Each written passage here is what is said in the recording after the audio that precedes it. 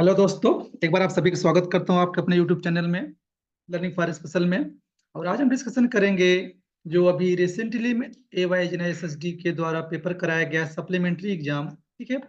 जो कि जो बैच वाले बच्चे थे आपके 21 से 23 और 22 से 24 बैच वालों को जो पहले बैक आ गया था, उन्हीं के लिए सप्लीमेंट्री पेपर कराया गया। उन्हीं का हम आज यहाँ पर डिस्कशन करेंगे और यथावत जवाब दिया जाएगा, जो कि एग्जैक्ट प्रश्न का जवाब होगा, जो कि अप्रैल 2024 में कराया गया एग्जाम। अभी रिसेंटली में हुआ है।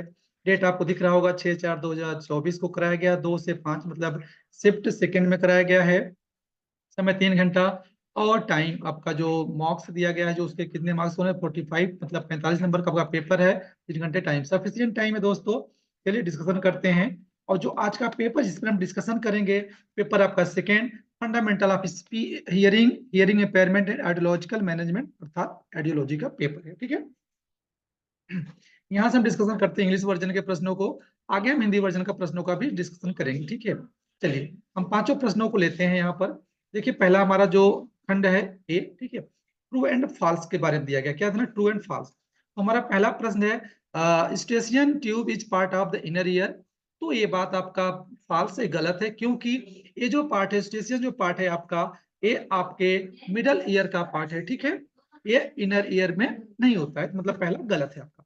दूसरा हमारा जो है, children should wear hearing aid with year mould. ये एकदम सत्य है। जैसे ईयर मोल्ड के बिना कोई हियरिंग एड का पहनना बहुत ही, क्या कह सकते हैं कि मुश्किल है, असंभव भी कह सकते हैं, क्योंकि एयर मोल्ड इतना सॉफ्ट होता है, इतना मुलायम होता है कि वही कान को एडजस्ट करता है अंदर जो उसके होल होते हैं।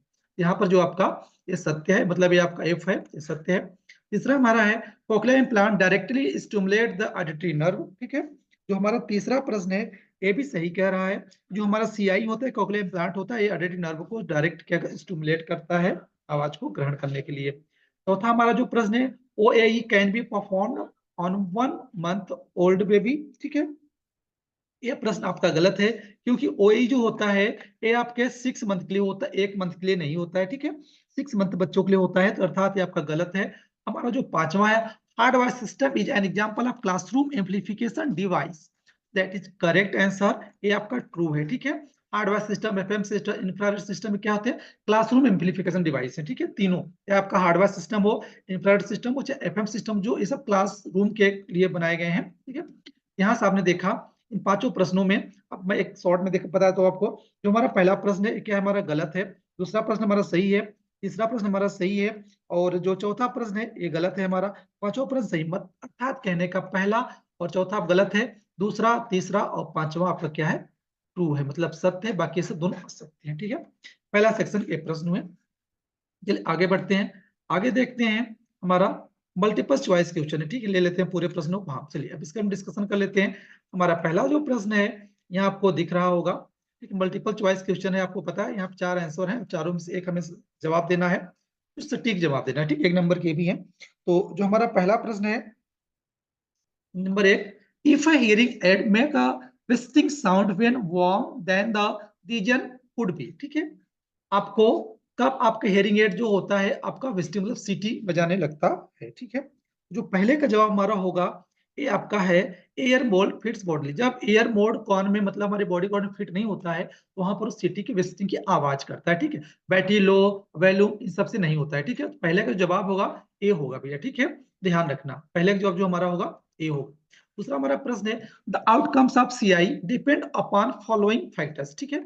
सीआई का मतलब होता है कॉक्लियर इम्प्लांट। यहाँ गलती कर जाते हैं बच्चे, भूल गए होंगे शायद, लेकिन सीआई का मतलब कॉक्लियर इम्प्लांट होता है। ठीक है। इसका हमें आउटकम देखना है, क्या इसका रिजल्ट परिणाम आता है। हमारे पास ऑप्शन है, एज ऑफ एट इम्प्लीमेंटेशन। ठीक है।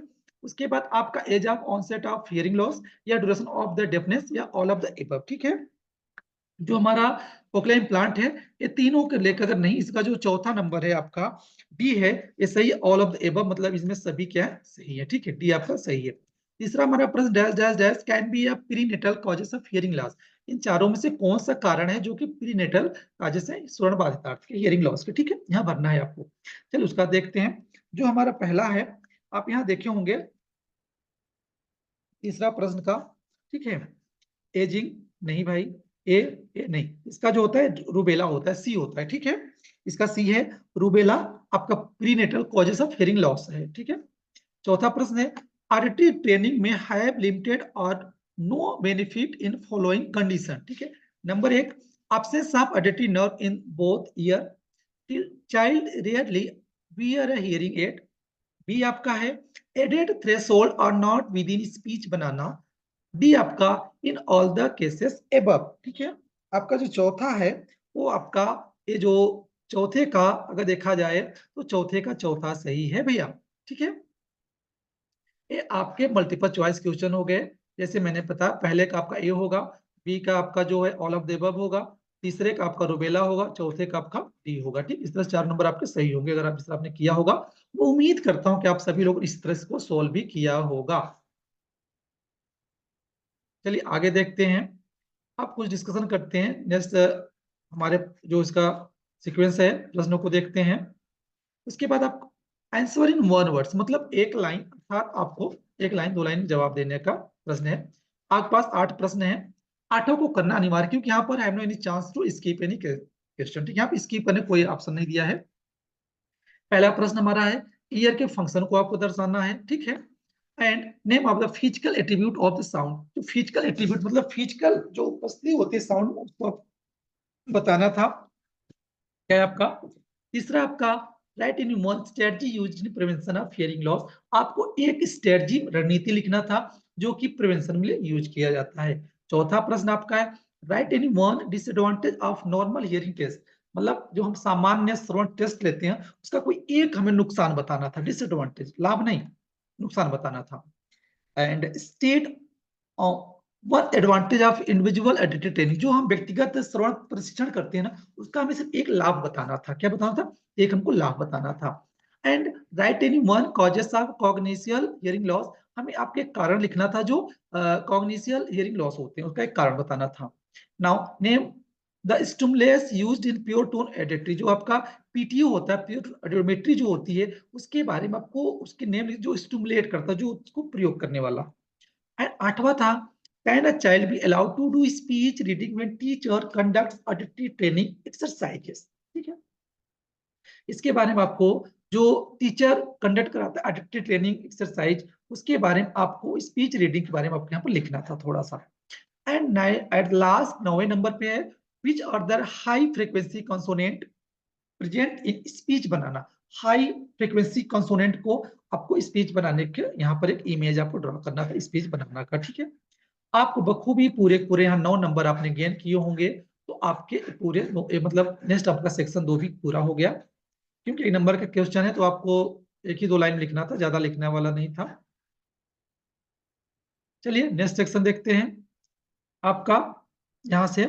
तीसरा सेक्शन में आपको क्या कह रहा है, तीसरा सेक्शन में यहाँ शॉर्ट टाइप से आपको देखिए यहाँ पर 6 क्वेश्चन किया है आपको, लेकिन आपको 4 ही क्वेश्चन का मतलब है 2 क्वेश्चन आप स्किप कर सकते हैं।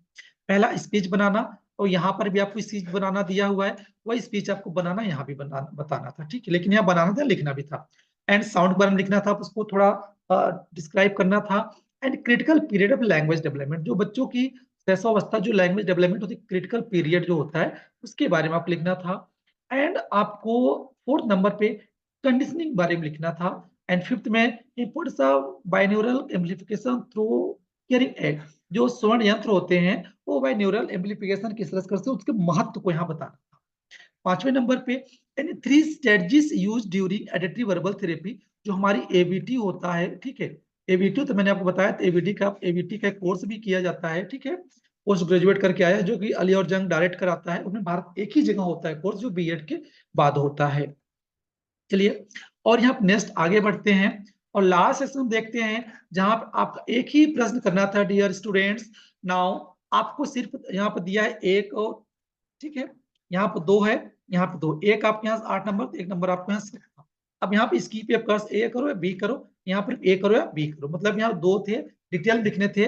Discuss any one ideological test use for secondary school going children, जब बच्चा सेकेंडरी स्टेज स्कूल में जाता है उस समय उसके जो आइडियोलॉजिकल टेस्ट होते हैं उसके उसके बारे में को डिस्कस करना था। पहला प्रश्न आपका कह रहा है, ठीक है। दूसरा प्रश्न है what is the rational behind auditory training, describe any 5 other training activities for pre school children with hearing impairment. कि जो बच्चे, आपको पहले ट्रेनिंग के बयान जो रेशनल चीजें की वो आपको लिखना था, उसके बाद आपको डिस्क्राइब करना था ऑडिटरी ट्रेनिंग एक्टिविटीज, कौन कौन से ऑडिटरी ट्रेनिंग एक्टिविटीज को यूज करते हो प्री स्कूल के स्टैंडर्ड पर, ठीक है, उसके बारे में आपको डिस्क्राइब करना था।